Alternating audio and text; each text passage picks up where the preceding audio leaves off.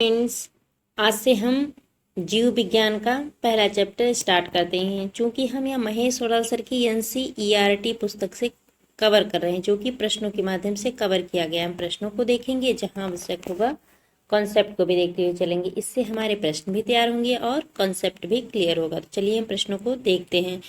आज का हमारा पहला चैप्टर है जीव विज्ञान की शाखाएं। आज हम जीव विज्ञान की शाखाओं के बारे में एक एक करके जानेंगे, जो कि प्रश्नों के माध्यम से कवर किया गया है। तो पहला प्रश्न है, विटीकल्चर के द्वारा क्या उत्पादित होता है? विटीकल्चर के द्वारा अंगूर का उत्पादन किया जाता है, अर्थात अंगूर के उत्पादन का अध्ययन विटीकल्चर के अंतर्गत किया जाता है। यहाँ पे एक नोट है, जेरेंटोलॉजी के अंतर्गत वृद्धावस्था एवं आयु वृद्धि के प्रभाव का अध्ययन किया जाता है। वृद्धावस्था एवं आयु वृद्धि, जब उम्र बढ़ती है और वृद्धावस्था आती है, उसका अध्ययन जेरेंटोलॉजी कहलाता है।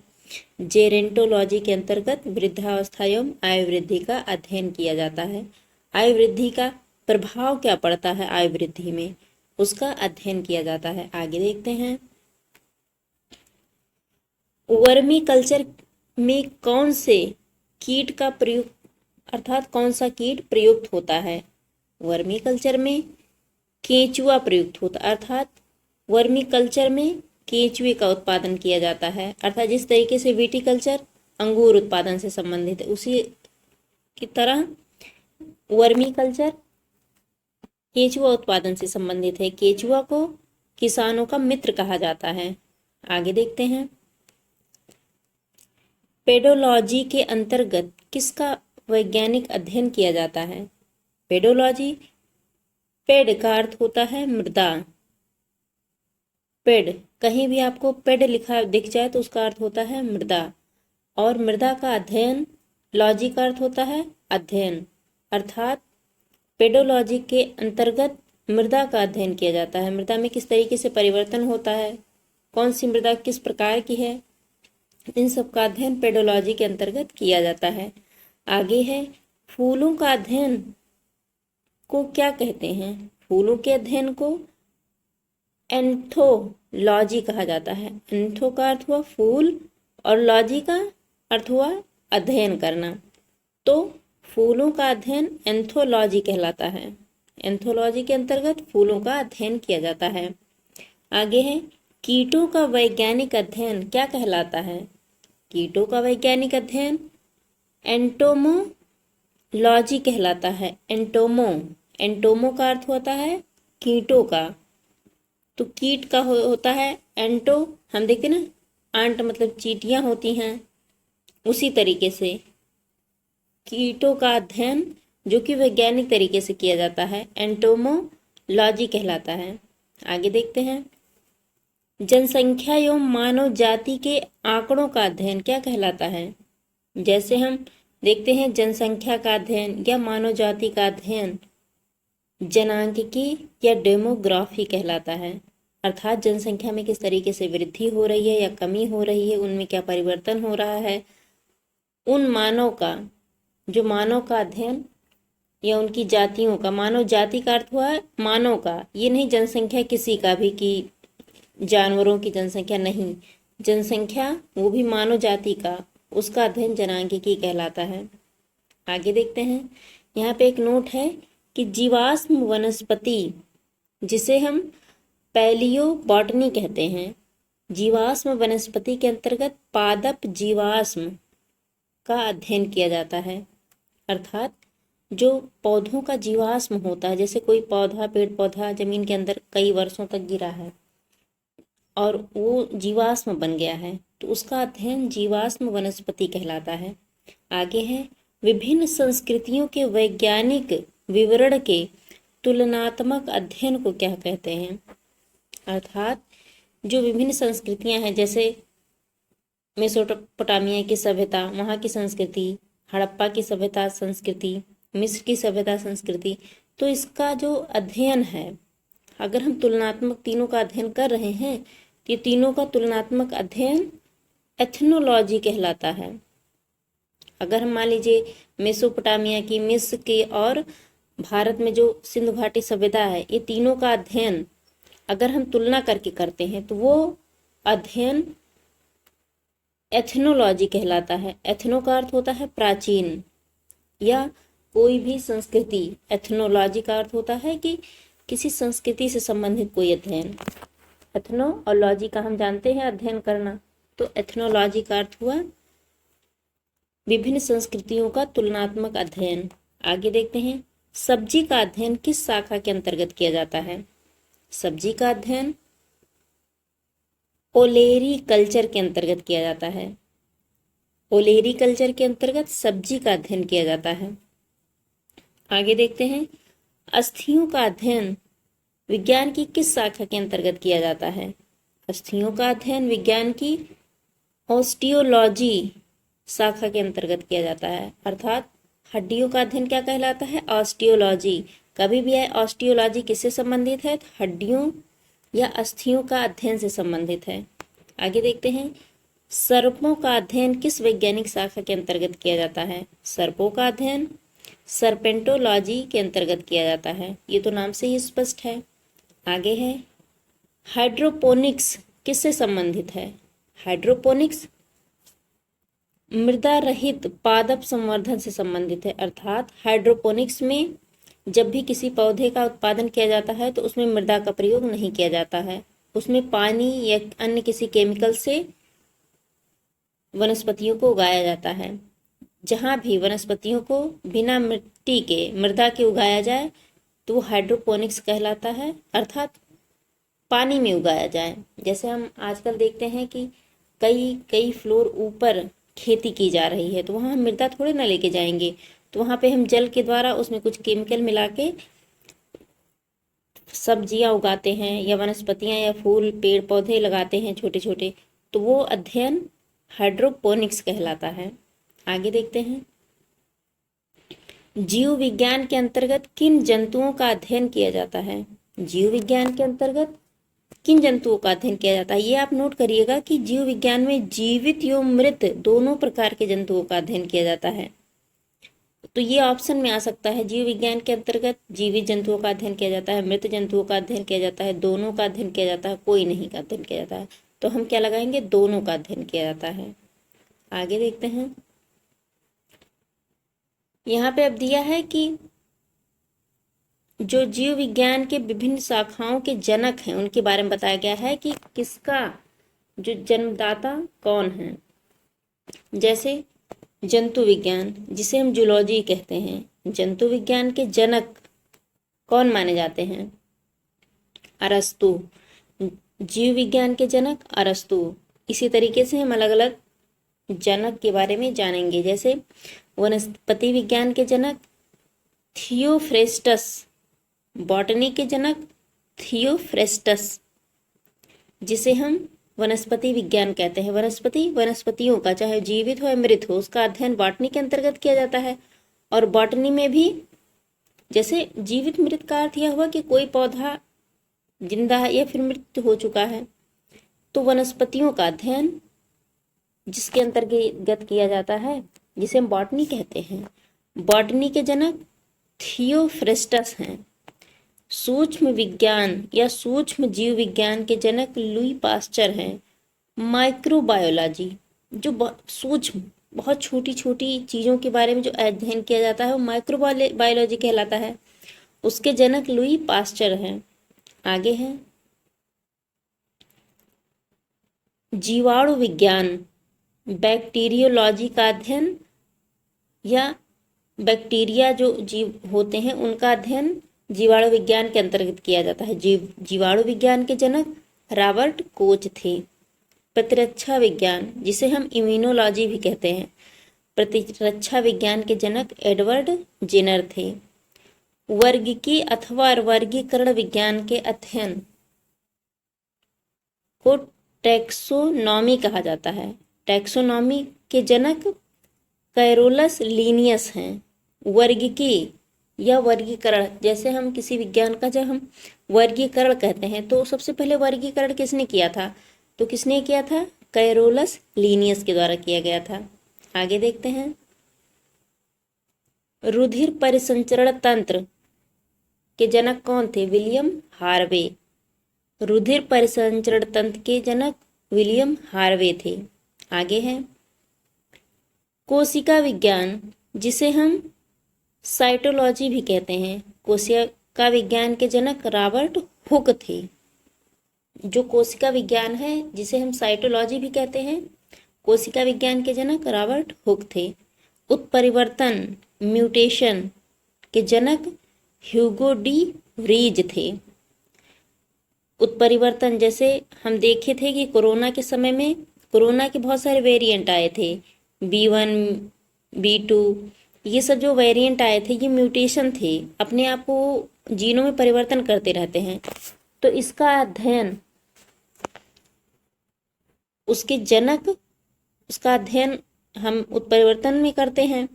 उत्परिवर्तन के जनक ह्यूगो डी व्रीज थे।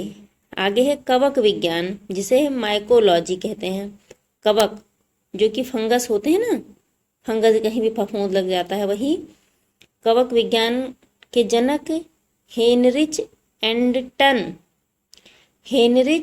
एंटन डी वेरी, नाम रखिएगा, डी वेरी के द्वारा कवक विज्ञान का खोज किया गया था। आगे है पादप शरीर क्रिया विज्ञान, जिसे हम प्लांट फिजियोलॉजी कहते हैं। प्लांट फिजियोलॉजी के जनक स्टीफन हेल्स थे। बस इसको याद रखिएगा कि पादप शरीर क्रिया कि पौधों की जो पौधे होते हैं उनमें किस तरीके से क्रियाएं होती हैं, उसके जो अध्ययन किया उसके जनक थे स्टीफन हेल्स।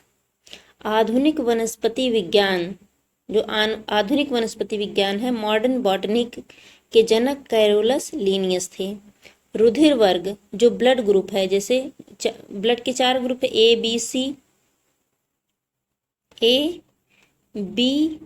ए बी और ओ, ब्लड के 4 ग्रुप हैं। ये चारों ग्रुपों का अध्ययन किसने किया था?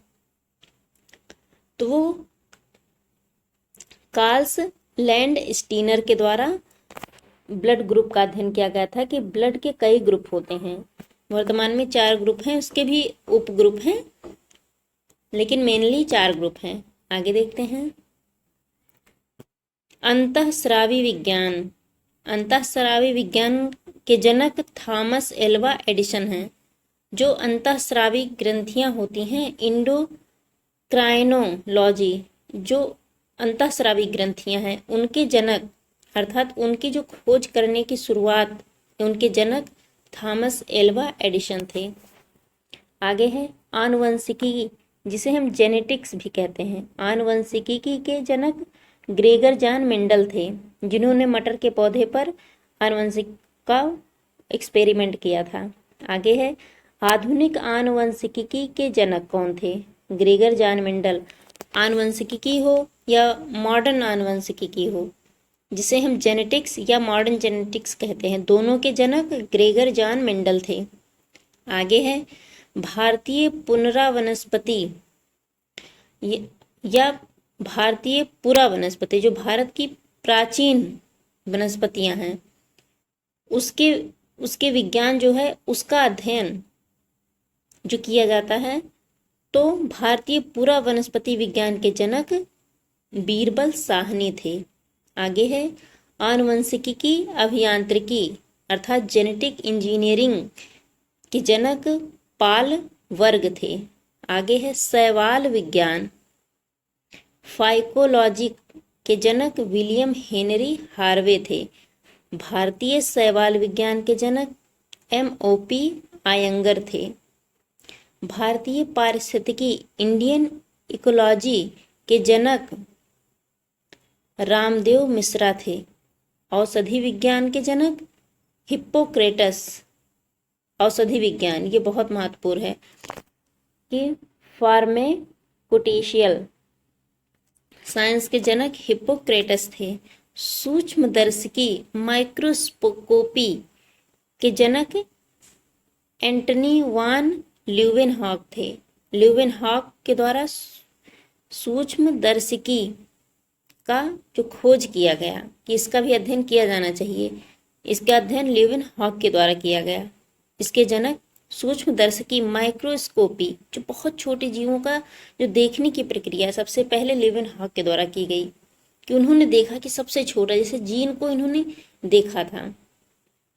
आगे है जीन चिकित्सा, जेनेटिक थेरेपी, ये जीन थेरेपी के जनक एंडरसन थे। आगे है, यहाँ पे एक नोट है कि जंतु विज्ञान जीव विज्ञान की ही एक शाखा है। अरस्तु को जंतु विज्ञान का जनक कहा जाता है, अर्थात फादर ऑफ जूलॉजी अरस्तु को कहा जाता है। आगे देखते हैं, यहाँ पे वनस्पति विज्ञान की कुछ प्रमुख शाखाओं के बारे में बताया गया है, जैसे घास विज्ञान, जिसे हम एग्रोएस्ट्रोलॉजी कहते हैं। एग्रोएस्ट्रोलॉजी के अंतर्गत घासों का अध्ययन व पालन किया जाता है। एल्गोलॉजी के अंतर्गत शैवालों का अध्ययन किया जाता है।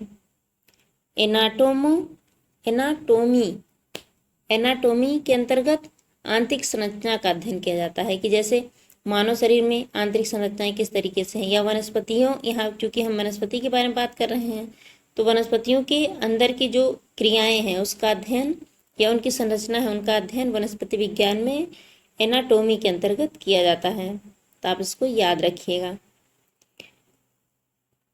एंथोलॉजी के अंतर्गत पुष्पों का अध्ययन किया जाता है। एंथोलॉजी के अंतर्गत पुष्पों का अध्ययन किया जाता है। जीवाणु विज्ञान में जीवाणुओं का अध्ययन किया जाता है, जिसे हम बैक्टीरियोलॉजी कहते हैं, जिसमें जीवाणुओं का अध्ययन किया जाता है। ब्रायोलॉजी के अंतर्गत ब्रायोफाइटा का अध्ययन किया जाता है। जो ब्रायोफाइटा वनस्पतियां होती हैं उसका अध्ययन ब्रायोलॉजी के अंतर्गत किया जाता है।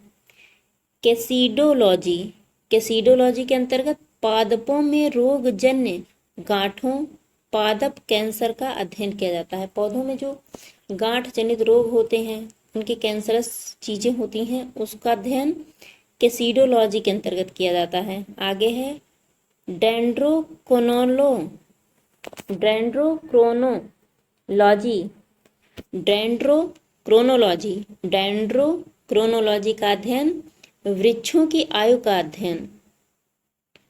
जो वृक्षों की कितनी आयु है, कोई वृक्ष है वो कितनी आयु का है, इसका अध्ययन हम डेंड्रोक्रोनोलॉजी के अंतर्गत करते हैं। डेंड्रोक्रोनोलॉजी, ये वर्ड थोड़ा कठिन है तो आप इसको कई बार लेंगे तो क्लियरिटी आ जाएगी। डेंड्रोक्रोनोलॉजी ऐसे तोड़ के 3 बार में पढ़ेंगे तो आ जाएगा। आगे है डेंड्रोलॉजी के अंतर्गत वृक्षों एवं झाड़ियों का अध्ययन किया जाता है। डेंड्रोलॉजी के अंतर्गत वृक्षों एवं झाड़ियों का अध्ययन डेंड्रोलॉजी के अंतर्गत किया जाता है। इकोलॉजी के अंतर्गत हम इन्वायरमेंट में पढ़े हैं कि इकोलॉजी के अंतर्गत पौधों का वातावरण के संबंध का अध्ययन किया जाता है। पौधों का वातावरण से किस प्रकार से संबंध है, इसका अध्ययन हम इकोलॉजी के अंतर्गत करते हैं। आगे है इकोनॉमिक बॉटनी में किसका अध्ययन करते हैं, आर्थिक महत्व के पौधों का अध्ययन इकोनॉमिक बॉटनी के अंतर्गत किया जाता है। आगे है एथनोबॉटनी के अंतर्गत आदिवासियों द्वारा पादपों के उपयोग का अध्ययन एथनोबॉटनी कहलाता है। आगे है फॉरेस्ट्री में वनों का अध्ययन किया जाता है, तो इजी है फॉरेस्ट्री में वनों का अध्ययन। एक्सो बायोलॉजी में अन्य ग्रहों पर संभावित जीवों की उपस्थिति का अध्ययन एक्सोबायोलॉजी के अंतर्गत किया जाता है। तो आप इसको याद रखिएगा कि अन्य ग्रहों पर जो वनस्पतियां संभावित हैं उनका अध्ययन एक्सोबायोलॉजी कहलाता है। आगे है जेनेटिक इंजीनियरिंग में कृत्रिम जीन्स का निर्माण एवं स्थानांतरण का अध्ययन किया जाता है।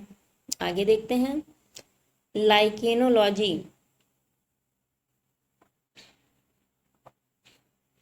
लाइकेनोलॉजी के अंतर्गत लाइकेंस का अध्ययन किया जाता है, ये तो नाम से स्पष्ट है। माइक्रोबायोलॉजी के अंतर्गत सूक्ष्म जीवों का अध्ययन किया जाता है। आगे भी यहाँ पे देखते हैं माइकोबायोलॉजी के अंतर्गत कवकों का वैज्ञानिक अध्ययन किया जाता है। माइकोलॉजी के अंतर्गत कवकों का, जो फंगस होते हैं ना, उनका अध्ययन माइक्रोबायोलॉजी कहलाता है। आगे है माइकोप्लाज्मोलॉजी, माइकोप्लाज्मोलॉजी का अध्ययन, माइकोप्लाज्मा का अध्ययन जो वैज्ञानिक अध्ययन है माइकोप्लाज्मोलॉजी के अंतर्गत किया जाता है। आगे है निमेटोलॉजी, निमेटोलॉजी में निमेटोड्स का पादपों के साथ अध्ययन किया जाता है।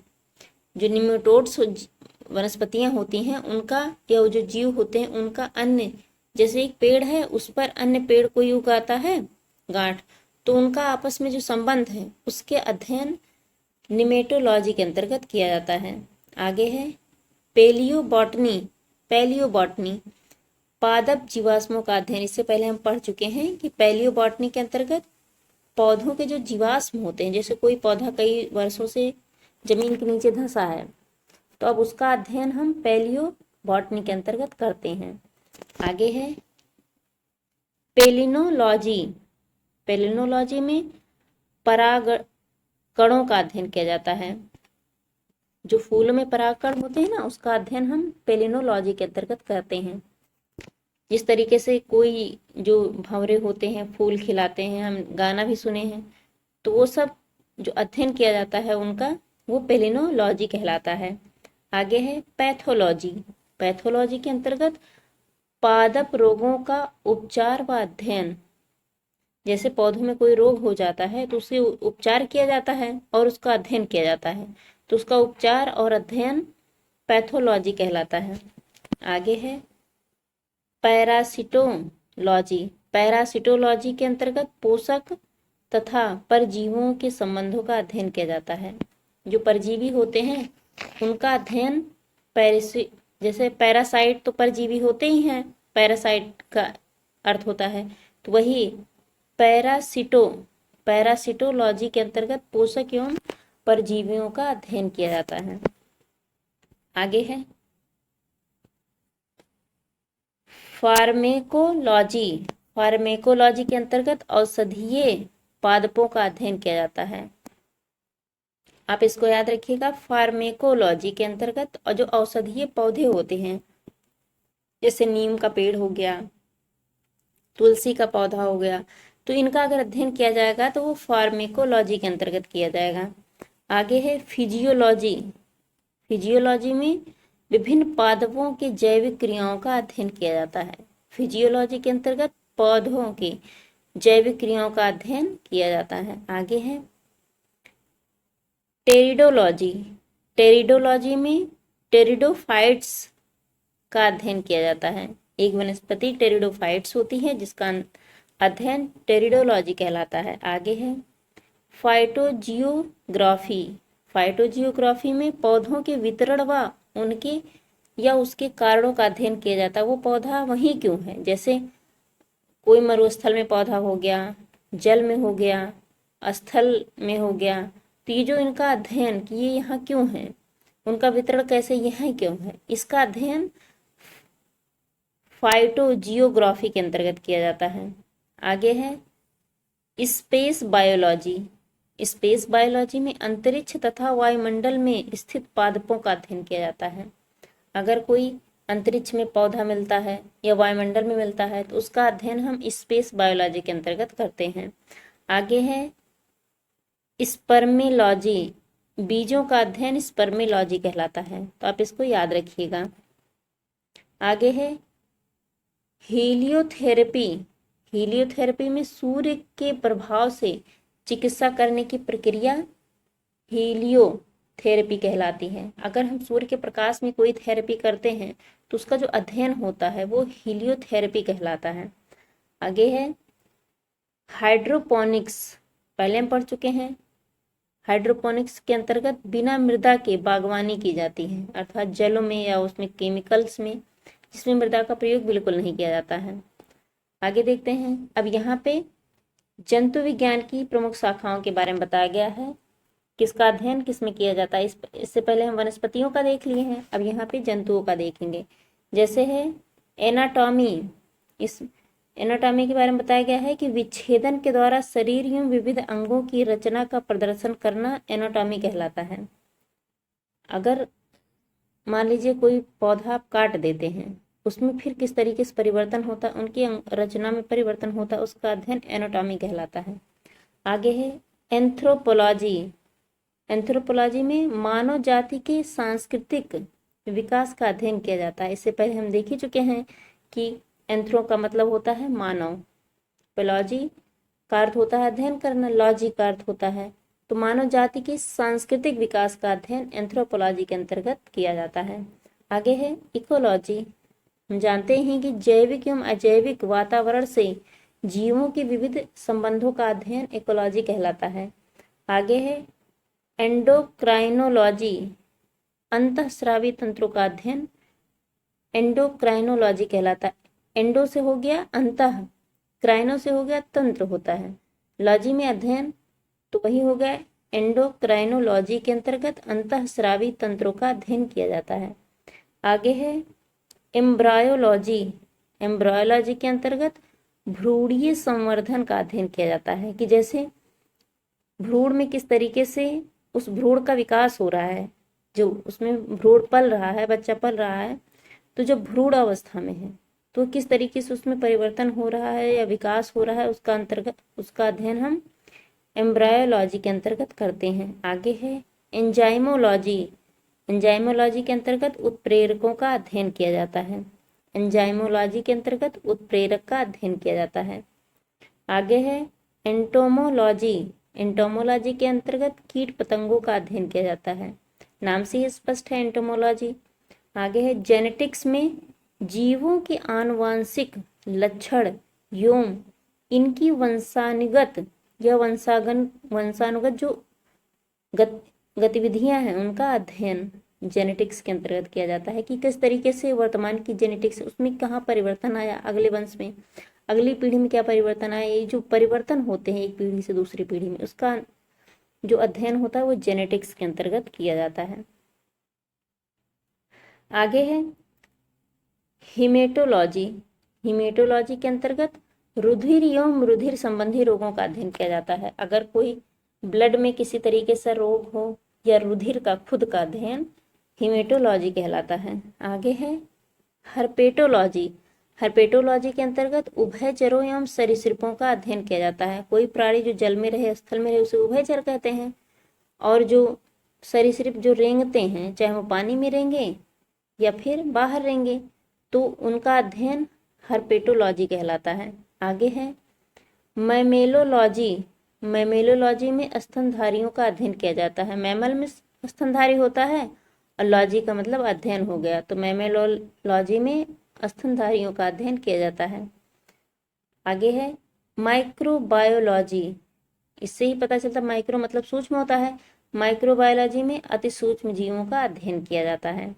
आगे है न्यूरोलॉजी। न्यूरोलॉजी में तंत्रिका तंत्र का अध्ययन किया जाता है। आगे है ओडोंटोलॉजी। ओडोंटोलॉजी में दंत विज्ञान संबंधी अध्ययन ओडोंटोलॉजी कहलाता है। डेंट मतलब दांत होता ही है, डेंटिस्ट हम डेंटिस्ट से जान जाएंगे कि दांत के, तो ओडोंटोलॉजी में दंत विज्ञान संबंधी अध्ययन होता है।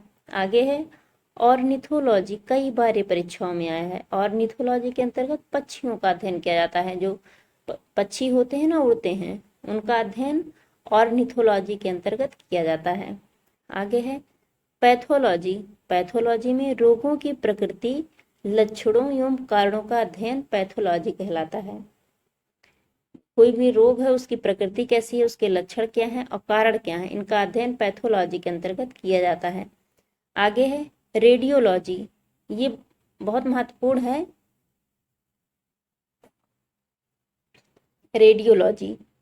रेडियोलॉजी में जीवों पर विकिरण का प्रभाव का अध्ययन किया जाता है कि जैसे हम देख रहे हैं 5G आ जा रहा है, 4G आ जा रहा है, अब 6G आ जाएगा, 7G आ जाएगा, तो इनसे एक रेडिएशन होता है, तो उनका जीवों पर क्या प्रभाव पड़ता है, इसका अध्ययन हम रेडियोलॉजी के अंतर्गत करते हैं। आगे है टैक्सोनॉमी। टैक्सोनॉमी में क्या है कि टैक्सोनॉमी में जीव जातियों के नामकरण एवं वर्गीकरण का अध्ययन किया जाता है। जैसे कोई जीव सरीसृप की कैटेगरी में है या उभयचर की कैटेगरी में है, तो ये जो कैटेगरी हम निर्धारित करते हैं, इसको पहले अध्ययन करते हैं कि हमें किस में रखना है, तो उसका अध्ययन टैक्सोनॉमी कहलाता है। यहाँ पे एक नोट है कि आयु वृद्धि के साथ जीवों में होने वाले परिवर्तनों का अध्ययन जरा विज्ञान, जेरेनेटोलॉजी कहलाता है। जरा विज्ञान, जेरेनेटोलॉजी के अंतर्गत आयु वृद्धि के साथ जीवों में जो परिवर्तन होता है वो जेरेनेटोलॉजी कहलाता है। तो आप इसको याद रखिएगा। तो फ्रेंड्स, हमारा जीव विज्ञान का आज पहला चैप्टर था जिसमें हमने जीव विज्ञान की शाखाओं के बारे में देखा, चाहे वह वनस्पति शाखा हो चाहे जीव शाखा हो, और किसका अध्ययन क्या कहलाता है, किसके जनक कौन है, ये हमने देखा। तो ये हमारा छोटा सा लेक्चर था, इसको हम यहीं समाप्त करते हैं। अगले लेक्चर को हम अगले लेक्चर में कवर करेंगे, अगले टॉपिक को। इस लेक्चर को यहीं समाप्त करते हैं। Thank you very much.